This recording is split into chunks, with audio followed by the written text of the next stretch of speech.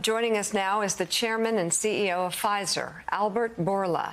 His new book, Moonshot, Inside Pfizer's 9-month race to make the impossible possible. This is all about the vaccine. But Albert, it's good to have you on the show on a number of levels. And I'd first like to talk to you about your reaction to what we're seeing on the news. It must be so visceral, given your family history. It's terrible. It's terrible. I mean, and in a sense, it's also reinvigorating because you see the resilience of those people. Yeah. It's David and Goliath, and still they don't give up. They try. In fact, it reminds me of my mother, but she survived the Holocaust, as you said, and she never gave up because she learned that nothing is impossible. And when you think about that and your mother's story, and you see the resilience of the Ukrainians under insurmountable odds, the freezing cold, the degradation, the maternity ward being blown up. Do you have insight into this resilience, which is stubborn almost? You know, it's heartbreaking what we see, and it is very admiring. I think we see the good and the evil. From one hand, you see people doing things completely unjustifiable, but on the other hand, also you see people rising to the occasion and doing things that we were thinking they wouldn't. So they are just standing up tall, and they say, we don't care if you are 100 times bigger, we will defend what is right. That's heartbreaking and very inspiring, frankly. Yeah, it really is. And thank you for coming on to talk about your book, Moonshot. We've been following the Pfizer story, and you talk a lot here about making the impossible possible. Tell us about that journey over the past 3 years in this pandemic to get to the vaccine. Well, it was a journey of... it was a fight of good against what was dark times at that time.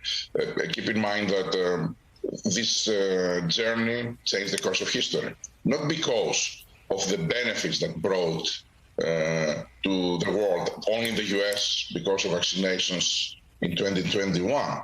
10 million hospitalizations were avoided, 1 million of deaths were avoided, only in the US. Or the economic value that it brought to the country. 2.5 points of GDP were created. But I don't think that people after 10 years will remember it because of that. People after 10 and 20 and 30 years will remember it because that was a victory of human ingenuity against a common enemy. It was what brought hope to the world. What people will remember was that grandchildren couldn't see their grandparents for more than a year. And suddenly, something like a miracle came out and they could. And this is what I wanted to make sure that I record in this book, because that book became part of history. All the events that happened became part of history, and I wanted to make sure that I set the record. Wow. Dr. Bourla, we've said many times that the effort by you, coordinated with the government, doctors, scientists, really nothing short of miraculous, the speed with which you researched and found a vaccine. Can you put that into some kind of context for our viewers? People talk about vaccines like this taking 5 years, 10 years to develop, and all the testing that requires, the approvals that come with it. Can you speak to the pace and just up against other vaccines that we know about, how fast this was achieved? It was really an unthinkable record time. Usually takes 10 years. And, you know, we didn't ask our people to do it in 8, because if we would, still, they would try to think out of the box. But we asked them to do it in 8 months. The same is with manufacturing. I think it was the second miracle. Pfizer was making 200 million doses every year, annually, for all the vaccines in all the countries of the world. I didn't ask the team to make 300 million of a new vaccine that they never made. I asked them to make 3 billion doses of a new vaccine that they never made. So they were forced to think completely out of the box. They didn't try to improve the processes. They tried to re-engineer the whole development effort. And I think that will have significant consequences in the way that we develop drugs going forward. I don't think that this achievement will stay only in the development of COVID vaccine. We saw exactly the same when we did the pill, the oral pill. Instead of doing 4 years the discovery, we did it in 4 months, and instead of in 10 years, the whole project, we developed it in 18 months. And I hope that we will see that in the next medicines against cancer, against heart diseases, against so many unmet medical needs. Thanks to that effort by you and so many others, we have now been able to see the light and to sort of move on with our lives because of that vaccine that you provided. There are wide swaths of the world, though, that, as you know, that don't have access to vaccines yet, that they are still mired in this pandemic. What can you say about distributing, manufacturing, and getting vaccines to places that don't have as much of it as we do here in the United States? Yeah, so that was true in the first 6 months of last year.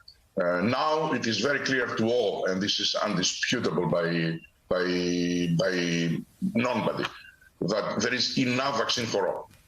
Those countries, the poorest countries of the world, unfortunately, they have very low vaccination rates for other reasons, not because vaccine is not available. It is because they do not have infrastructure so that they can administer the vaccines. Here in the US, it may be easy because all you have to do is to drive 15, 20 minutes to the next vaccination center. If you're living in rural Africa, you may have to walk 1 day or 1.5 days to find the vaccination center. That's a terrible situation. And also hesitancy in these countries is way, way, way, way higher.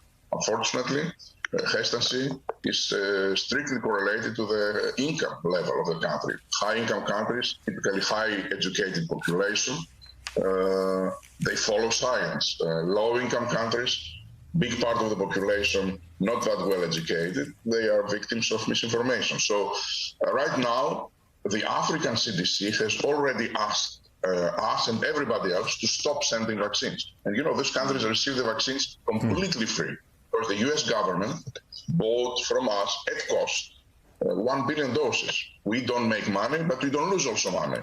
But the US government paid for that, and then they give it for free. Still, I know that they have problems finding places to send the vaccine because they cannot absorb them, unfortunately, despite the fact that a very small part of the population of these countries is vaccinated. Gene Robinson. Dr. Bourla, you have a unique vantage point. How do you see our future with the coronavirus? Do you anticipate that we're all going to need periodic booster shots indefinitely? Will it go away at some point? How do you see the future? I think the most likely scenario is that we will need periodically boosting our immunity. I don't think that the virus will go away. Nothing is certain, but it is the most likely scenario, what I described you, that will not go away in the years to come. Actually, there was only one virus that was able to be eradicated in the history of humanity, smallpox. What, though, we need to understand it is that we are living for years with hundreds of viruses, and we can live normal lives. And with this one, we can do the same. The virus will be around. All we have to do is to be able to have a vaccine that will cover us, and then in case you get sick, a treatment, and then life can continue as before the pandemic in the years to come. We are trying to improve even the vaccines that we have right now. We are trying to make them, you can improve the efficacy because it's very high, but you can improve the durability. And this is all our effort right now. I think the ideal situation would be to have a vaccine that you need only once a year. People are getting very tired with getting 3 or 4 doses, and the compliance of people to get the boosters will go down unless if it is once a year. And this is what we try to do right now. Chairman and CEO of Pfizer, Albert Bourla, thank you so much. His new book, Moonshot, Inside Pfizer's 9-month race to make the impossible possible. Thank you so much. It is great to see you, and thank you for sharing this morning. Hey, thanks so much for watching our YouTube channel. You can follow up on today's top stories and breaking news, or catch up on your favorite MSNBC shows all in one place. Download the NBC News app today.